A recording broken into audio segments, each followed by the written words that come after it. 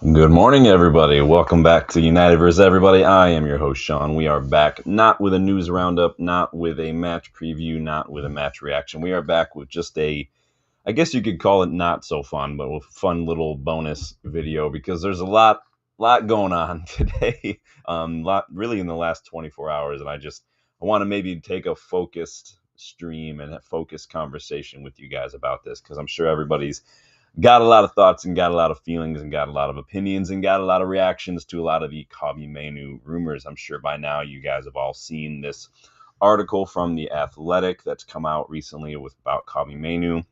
Some big claims. I want all of that, all your reactions to that today is what we're going to talk about. So that's what we're doing today. Put on your Funderwear. We're going to get stuck in. Like, subscribe, check the memberships, check the new designs in the UVE store. Let's get stuck in. So I've read the article, and I got to be honest, aside from a few claims that sources have said this or said that, and then a nice little bonus little addition of, well, in order to protect the sources, we don't like this already makes me feel a little iffy. Aside from the few sources stuff and the straight up claims, there's nothing in the article that honestly we haven't already seen thrown around social media. Yesterday, for instance, it sort of reads actually like a bit of an accumulation of all those random rumors and claims, but kind of with better writing. It's like somebody like did a little word map of little elements they wanted to put into an article, and then they just like, remember when you were younger and that's how that you were taught how to write papers. It's kind of like that. Let's take all the little rumors and then let's make it look nice with a little bit of prose, and let's do that. So I'm not saying it's true or not true. I'm just giving my thoughts. I want your guys' thoughts too. So I mean, again, looking at the rumors, looking at the article, I mean, it's easy to say that Kobbie Mainoo must be frustrated, right? And then it's very easy then to take that and twist it to say that he wants to leave, claiming that sources have said as much. It's an easy out for journos to embellish or speculate, and then hide behind the shield of the old according to sources kind of thing, because that way you can just claim that the source was wrong. Anybody can just claim, oh, things have changed behind the scenes. Like, it's just, you guys, it's you have to learn to see past that kind of stuff now and then.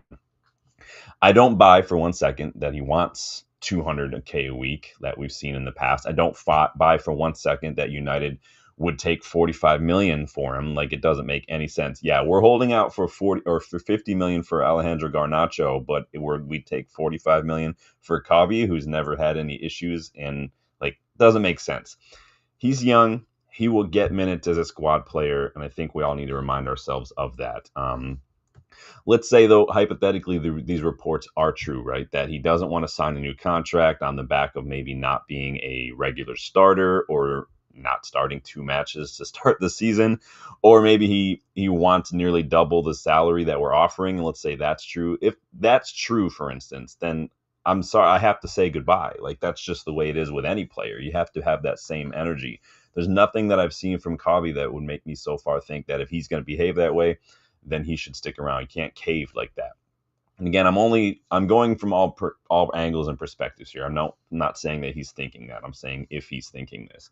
Again, he's young. He has limited experience still at this level when it comes to first team football. He's got a lot of areas that he still needs to work on and develop. And honestly, even since Amorim has arrived, he's missed a lot of time through injury, Kobbie, in the last two seasons. So if he were upset, I'm not sure what sort of justification he would have to feel that way, let alone the justification to think that it's enough to want to leave the club. Again, I get the frustration. I bet he is frustrated. I think any player is frustrated when they don't play, but come on. If a 20-year-old can't handle being the understudy to the club captain and can't be content with that role, or challenge himself to maybe train, play, be patient, and kind of work himself into contention for first team minutes, then that's a cause to maybe stop and consider his attitude, his commitment, his professionalism, even if that's what's going on behind the scenes. And let's say hypothetically, even if Bruno leaves, it's not as if Kobbie's going to be a guaranteed starter, right? I mean, we'd simply just replace Bruno with a midfielder. You guys can go look at yesterday's video if you want to get 5 ideas for who I would maybe bring in to replace Bruno, because his form has been shit. But that's besides the point. And again, getting back to the injuries, I do think fans are forgetting just how much time Kobbie's actually missed in these last 2 years since he came on and made his debut. In just 2 seasons, he's missed nearly 170 days and 38 matches. That's literally the equivalent of an entire Premier League season over the course of 2 years. He's missed 38 matches, 17 matches last season between two separate injuries. He was gone October through mid-November, if you guys remember. And then he was out literally from February to April, like for a lot of time. And then that doesn't even include the 23-24 injury where he picked up that ankle injury in preseason. That kept him out until about Thanksgiving, if you guys recall. So really, kind of, if you want to look at it from the Luke Shaw math, he's only been fit for like a season, if we're looking at it from there. Again, I'm trying to look at it from every perspective. This isn't me picking sides. I'm just trying to get all the context here. Looking at all these reports that we're seeing. Are they true? Are they not true? If does Amorim not rate Kobbie versus, hey, it's 2 matches in, let's not freak out. I love Kobbie Mainoo. You guys know I love Kobbie Mainoo. You guys voted him as your player of the season not this past season, the season prior. And I think a lot of that had to do with vibes, right? The youth, the promise that he's shown. He worked himself into England's first team. He got his first international call up and whatnot. He's looked bright. I'd hate to see him go. I'd be sad to see him go. I think he's got a promising future. But again, if he actually feels this way, if he's frustrated because he's not started the first 2 matches of the new season, then he has to go. He just does. Problem is, too, if you want to broaden the lens a little bit, this is the last thing we need right now, which is, again, part of what gives me reason to think that this is just nonsense, because it's just timing, right? Right or wrong, it's not a good look for Amorim either way. And even if you're looking at it from a general Manchester United fan base perspective, not a good look. The guy was already well in the red when it came to just building back up some brownie points. 15th last season, shitty win record. 0 back-to-back league wins since he took over. Like, it's not looking good right now. He's got a lot of work to do. That performance against Fulham, team selection, some of the stuff that he said in pressers, while true necessarily, there's probably an opportunity to be a bit more tactful with some of that. There's a lot of things going against him, but again, he's not been here that long. So, but again, all this does not just help his cause, if that's what's going on. And again, you got to always look at maybe who stands to benefit. The media have been on him since the start, especially the English media. It stands to reason then that they look at this as an opportunity to kind of beat him with this stick again and try to hound him out. The media have done this to Ten Hag as well. It's Manchester United. We know what we're going to get. So Bexy, what's up? How you doing, Bexy? Bexy says, sell him. He doesn't fit the system. He jogs around the pitch. We finished 15th last season. Players have to go. Yeah, I mean, and thanks for thanks for the chat, Bexy. I think that there is that whole perspective, right? We talk about being ruthless as fans. We talk about clearing out deadwood. We talk about player FC. We talk about backing the manager. But all that seems to stop when it comes to a player that we like. When it's a player like Højlund, who, for instance, or Sancho, who a lot of people just aren't happy with, we don't have a problem being ruthless. But when it comes to a player like this, who on his face has been injured for nearly 40 matches in 2 seasons, right, and has missed a lot of minutes, and it still has time to develop. It really should be a rotation option anyway. If he's actually feeling this way, why can't we keep that same energy? And again, I'm not taking sides. I'm just trying to put out all perspectives here. Whether or not he fits the system, I think he could, and I do think that he could get up there.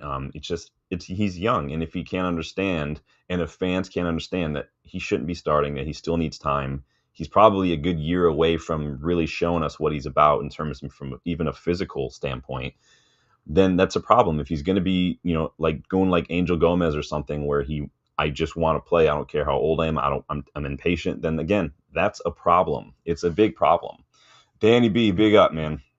He's claiming it's all spin. Yeah, I did put a poll in the chat. You guys can get involved. Let me know if you guys think this is true, if you think it's just media bullshit. Maybe it's somewhere in the middle. Yes, do hit that like button, subscribe for me. Appreciate that. Again, I'm sure he's frustrated, Kobbie, especially like we talked about yesterday, considering Bruno's poor form. But again, this is part of football.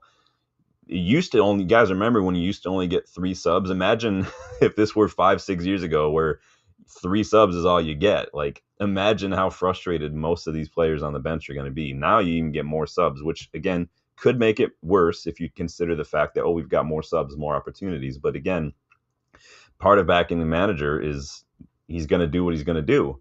And it's either going to work or it's not. And he's the one who's going to take responsibility. Amorim knows that. He's got decisions to make. But again, not looking good so far. But in terms of what's going on, I mean, this is part of rumors in terms of, like, let's take this foundation, right, of I'm sure he's frustrated, which is, I'm sure, exactly how all this started. Some rando pundit somewhere saying, he's got to be frustrated. This is how it works. You start with a believable foundation, a believable potential truth. I'm sure he's frustrated. He can't be happy. And then you build up around that, this conjecture and the what ifs and all this speculation. You build a nice little house, basically, of all this nonsense. And all it takes is some pundit or some journo to make an offhand comment, like I said, like, he can't be happy. I'm sure he's frustrated. And then it turns into player A isn't happy, such and such is frustrated. And then an article is written. And then social media causes it to spread like wildfire. And then we've seen it all before. And it all starts with someone like Simon Jordan, Alex Crook, Mark Ogden, whoever, randomly offhand just making a comment of, I'm sure he can't be happy. He can't be happy. Like, this is how this works. This is how rumors start. Everybody's jumping in here. Let's see what y'all are doing here. Rasta Stocks. It's been a minute, Rasta Stocks. Hope you're doing well, my friend. Where do you see us finishing the table? Come back next Wednesday when we do the big Kickabout show. Dylan and I are going to be looking at the transfer window, and then we're going to be giving all of our predictions for the season. So come back with your predictions for table finish, our top scorer, next Academy star to come in, all that kind of stuff. Save it for them. But welcome back, Rasta. Good to see you again. Bexy says, selling Mainoo may be a mistake, no doubt, but if we get Wharton in, we may never look back. The players have 2 years to perform. Even the young players need to tick boxes.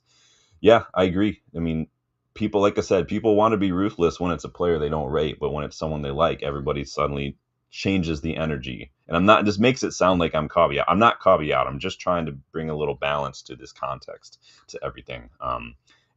Big up, Jules. Good to see you again, my friend. Hope you're doing well. Bexy does not think it's spin. Garnacho was his mate. He's gone. Onana is going. I think Mainoo.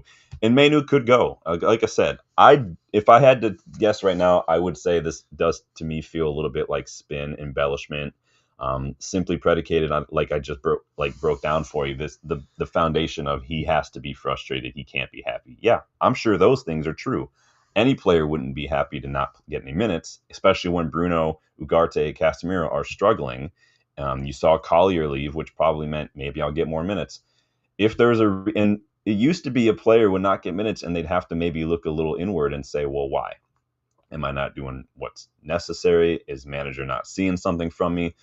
Sometimes I think maybe in the modern age, players they don't look at themselves. They're not humble. They don't challenge themselves. And they just think, well, manager's wrong. I'm going to go someplace that'll just give me minutes. We see it all the time. It happens all the time. Rasta says, bless up. Pick up, Rasta. Jules says, the story seems to originate from Laurie Whitwell. Fairly reliable source. I think there's some basis to it, but not 100% it will happen. Yes, the story is in The Athletic, but my issue with the story is, again, I'm not saying yes or no, but my issue with the story is when journals hide behind this shield of according to sources, when they go out of their way in this article to say, well, we're not gonna give away the name of the source to protect the source, when it's easy to take a foundation of potential truth, believable truth, Kobbie's frustrated, add all this other stuff, throw on that extra tag of according to sources, and then say, well, the sources are wrong, or something changed behind the scenes. That's why my original thing, this feels to me like an accumulation of all these rumors we've seen from yesterday.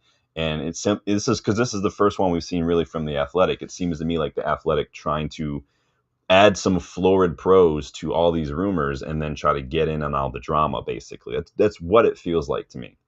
Because God forbid, people stay out of the Man United drama. And who knows? The sources, it could be Kobbie's agent, his family, a friend. I don't know. But even then, let's say Kobbie is frustrated and a family member told a journal, yeah, he's frustrated. Like, yeah, he can be frustrated. That's gonna happen. Um, it's ridiculous though. But there is the other side of it. If let's say it is true, there's something going on. I mean, if Ten Hag's refusal, for instance, to roll the dice with Alvaro or Ahmad is probably still fresh in fans' minds, right? And because this feels a little similar for a lot of people, I mean, that's probably fueling the outrage as well. This is how our brains operate too. They take familiar stuff from the past, and anything new that feels somewhat familiar, our brain's going to tell us, "Yep, it's the same. It's the same."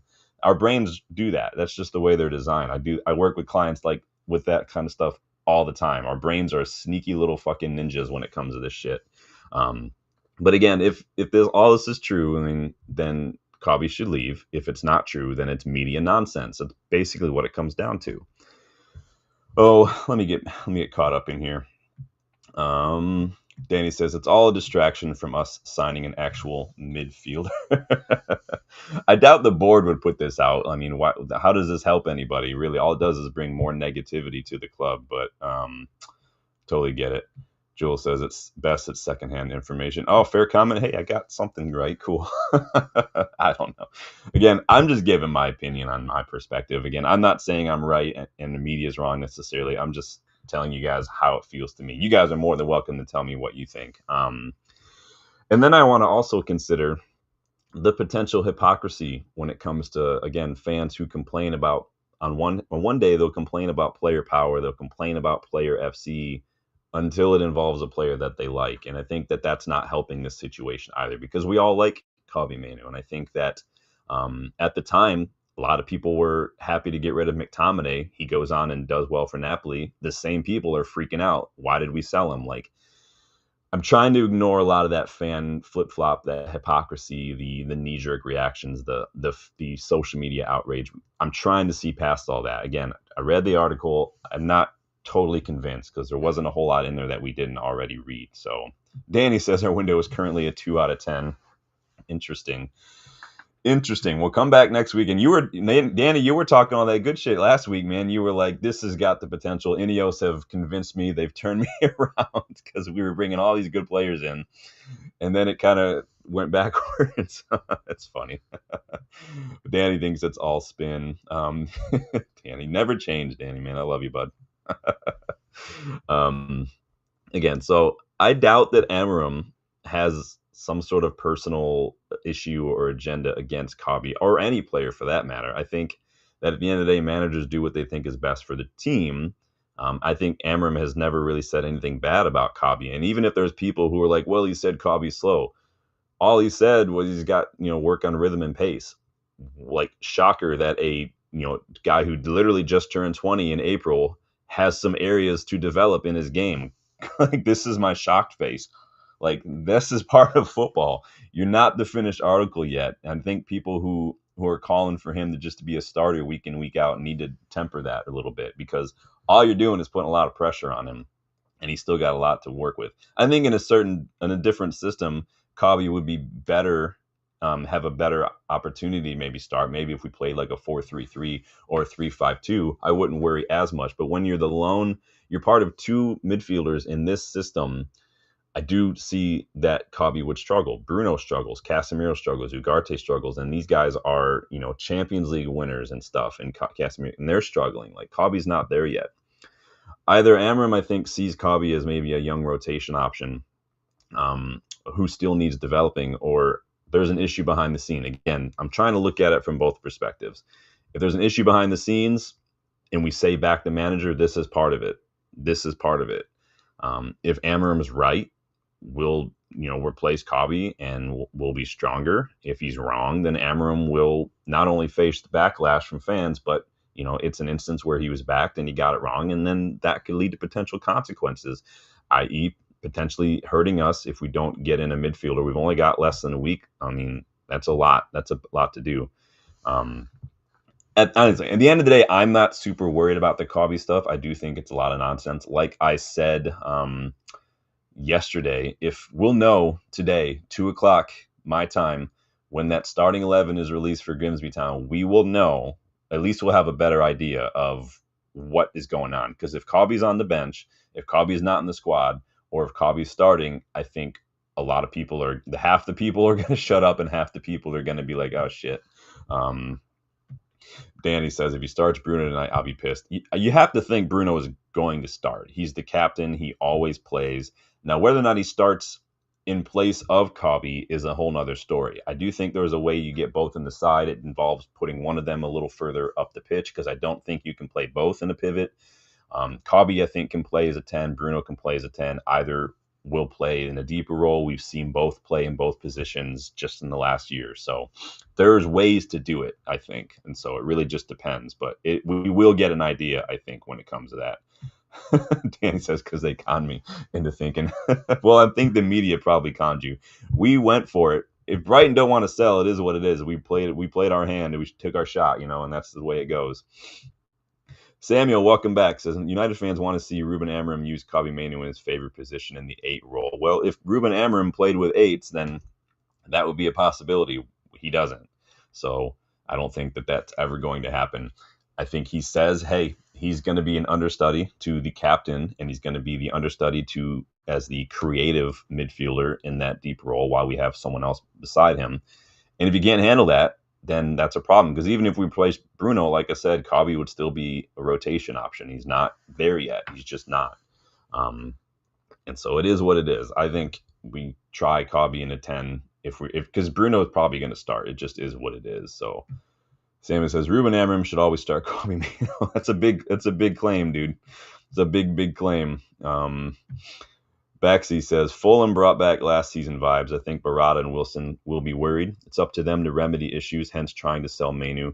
Sir Jim will fire them. Look at Ashworth. Yeah, I mean, it's interesting. It is interesting. So Ashworth, obviously a different role than Barada. Barada's CEO. Ashworth has what Wilcox's role is now. But again, you have to look at Fulham and you have to look at Amorim. And I think if conversations weren't being had after that match, like what was the plan here? Why did we keep Bruno on? Why? And Amorim doesn't have good answers, then again, it only makes that ice a little thinner that he's standing on. And it's just, again, this is why I don't get into an Amorim in, Amorim out, Ten Hag in, Ten Hag out, because every decision is going to put another weight on either side of the scale. And eventually the more and more weight gets you're going to either sink or swim. And it's just the way it works. I tend to lean more towards this being media embellishment, in my opinion. You never know. Like I said, we'll find out.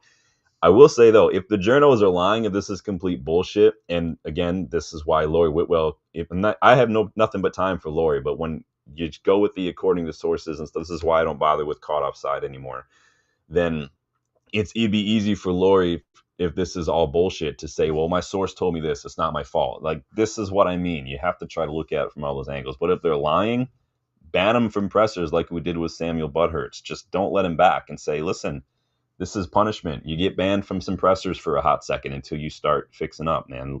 These journals need to know, man. You can't just write whatever you want and hide behind this according to sources bullshit and then think it's all bunnies and flowers at the end of the day. No, fuck off, dude. Seriously.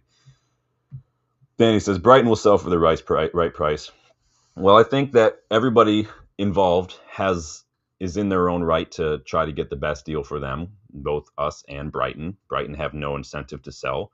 We want a midfielder, so the power is a little bit in Brighton's court. The ball is in their court a little bit. I totally get it.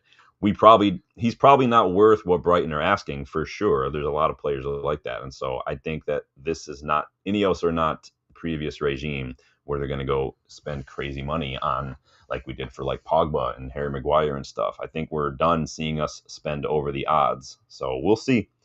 Don't close the book on that quite yet. We'll see. Still some time left. Danny says, if Amorim couldn't see Bruno didn't fit his system after last season. Yeah, and that's why I say, like, Amorim, he'll live or die by these decisions like any manager. You guys remember I said the same thing about Ten Hag. He will live or die as manager based on these little decisions. They will accumulate. They do have big consequences, like pebbles thrown in a pond that still have big ripples. It is what it is. There is nothing in isolation. Now, where I do start to get a little frustrated is where potential decisions could have long-term consequences, but we'll see. We will see what happens. What's Jules say?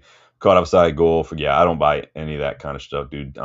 Team talk. Yeah, I don't Anything I read on ESPN is usually negative anyway. It's ridiculous. Samuel says Bruno ain't a proper captain like Robbo, Neville, Vidic. I mean, I think he is. I think people get hung up on his personality at times. I think Roy Keane goes a little over the top because if Keno can't remember the way he used to be as a player when it came to freaking out at everybody, then he's got a problem. Is Bruno like an exemplary like of what everything you want from a captain? Probably not, but he is a leader. He is a good guy off like behind the scenes and in the dressing room and everything. He is a good guy. He's got a good heart. I think he is a good captain in my opinion. I do think that we need to start planning for life without him. I think Delit, Mazraoui, I think some of these guys are future captain material, if not already current captain material. And necessarily, you don't have to wear the armband to be a leader as well. And so, the question is, who else is going to get that armband at the right now? So, Samuel says, United just sell Bruno and rebuild this team. Yeah, I mean, we're kind of getting a little off topic here talking about Bruno. You guys know how I feel about Bruno. I'm happy if we sell him and get money and rebuild. I'm happy if he stays and performs. But again, the caveat is if he performs. These last 2 games have been a bit off for Bruno, in my opinion. So, but you guys, let me know your thoughts on Kobbie, where you think this is going, what kind of either ors, do you think this is true? Do you think this is not true? Again, I think in a couple hours, we'll find out a lot. Some of you guys may have got to watch the women's team in their Champions League qualifier this morning. We did win 4-0, hat trick for Turlin, by the way. I mean, it was one-sided from the opening whistle. It wasn't really, I don't know if it was on MUTV. It was, the club promoted it as being on MUTV. It was not on MUTV when I tried to watch it. It was some random Aston Villa match from a long time ago. So I found some stream. I posted that stream for you guys. But yeah, Eindhoven, they never really looked like laying a glove on us. The only time I saw us really struggle was just, there were times late in the second half where we were trying to be a little too cute when playing out from the back, but it was 4-0 by then, so it didn't really matter. I don't really get the Mark Skinner hate. I've said this in the past. I don't really understand it. We've won a lot under Mark Skinner. I can only think of a couple matches where we maybe not looked good under him, and really those were against good sides like Chelsea and then like some rando match against like Arsenal or City last season. So I don't get that, but it is what it is. Danny says, Mainoo probably just wants a fair pay rise. Give him $80K a week with bonuses. He doesn't want to do that. Move him on. Yeah. And if these rumors are true, and that's a big part of it, that's how I feel too. I've read reports today, again, rumors. We've offered $100K. He wants twice that. I don't believe it. But if it's true, then he's got to go. Like, that's just is what it is. Again, he's missed 38 matches in the last 2 seasons with 3 separate injuries. So really, he's on like Luke Shaw, like fitness math, if you start looking at it, if you want to deep it, really. And so I'm not saying like that makes me put him in the same category. I'm just saying, bro, you've been fit maybe a full season combined. And you're still just 20 like 3 months ago. Like, let's keep it perspective here for a second. Let's keep it 100 and say, like, do you really think you're worth 100 to 200K a week? Yeah, I don't think so, but I'm not Kobbie. Seema says Amorim should understand United is about giving academy players chances in the first team, and he has played Kobbie. He has done that. I don't think that he has a problem with that. Amorim, if you look at Amorim's record at Sporting, he played a lot of youngsters. They signed a lot of youngsters. Pretty much almost his entire back three was a lot of youngster players. He loved DeBas so much that he moved him up into defensive midfield as well. Like, he plays with young players. He used Harder a lot. Conrad Harder came on and played a lot. Like, I don't think it's about whether you're too young or not. It's about whether you're showing Amorim what he wants in training and on the pitch, and most importantly with your attitude and your mentality. If let's say hypothetically Kobbie's had the same issues off the pitch as we saw from like Rashford, Garnacho, then I think would people still back Kobbie over Amorim? We got to keep that same energy. It's hard, but and like Danny says, he is a talent. We have plenty of talents in the academy. I think people are also focusing too much on the record, the academy record, which I am 100% proud of and love it. But at the same time, I've also not shied away from my opinions that we don't want to force it just for the sake of maintaining it. Not every academy player that comes through is going to be ready, is going to ever be good enough. And that's the problem. I think we've sometimes tried to force it a little too much, and we don't really consider, if it's right or not. And I think that we've seen the good and bad side of that. I like Kobbie. I want him to stay. I want him to continue to develop. I want him to accept the rotation role, the squad player role for the next couple of years. Next summer, he'll have plenty of opportunities. We'll probably see Ugarte go unless he has a miraculous turnaround. We'll probably see Casemiro go for free. Bruno can probably still go. Kobbie could be a linchpin next summer when we really start to move forward, but it's going to be up to him as well. So we'll see what happens. Bexy says, sell him. Big deal. Don't get emotional. Buy Wharton. Yeah. I mean, and that's the thing. Kobbie's 20. Is he where Wharton is by yet? I mean, Wharton's only a year older. Probably not. I don't think Kobbie offers as much. And that doesn't even mean I don't like Kobbie. It's just there's levels to this, and there's all different perspectives and context to consider. So you guys let me know your thoughts. Like I said, a little bit of a special vid today. We kind of went through a little bit of that just to kind of, look over all different possibilities, scenarios, perspectives, contexts, all that stuff. Because that's just, how I feel initially about the article, how I feel about the situation, depending on what could be true or not. Like I said, in about 3 hours, we will know, I think, what is going on. And if Kobbie is nowhere near the team, or if Kobbie is not starting, then I think we'll have a better idea. So it's going to be interesting, though, to say the least. It's a fun little end of the transfer window as that wraps up here in less than a week. But until then, no kickabout tonight. Don't forget, Dylan and I are going to go link up at a pub and watch this match. And so won't be back in time to do any sort of kickabouts and stuff. But be sure to come in for the special edition kickabout next week. We will be doing the season predictions, and we will be looking at the transfer window and giving that a rating as well. So until later on, you guys, thank you guys for stopping by. Thank you for getting involved. Like, subscribe, check the memberships, check the UVE store as well. And if you weren't able to catch the live, leave a comment. Let me know your thoughts. Do you buy it or not? What's that poll up to now, by the way? Let me go look at that. 80% of you say it's media spin. All right. So the eyes have it, right? We'll find out. We'll find out. So take it easy, guys. Enjoy the rest of your day. And hopefully we'll be back at some point talking about a win later on tonight. So maybe tonight. We'll see. Until then, talk to you later. Peace.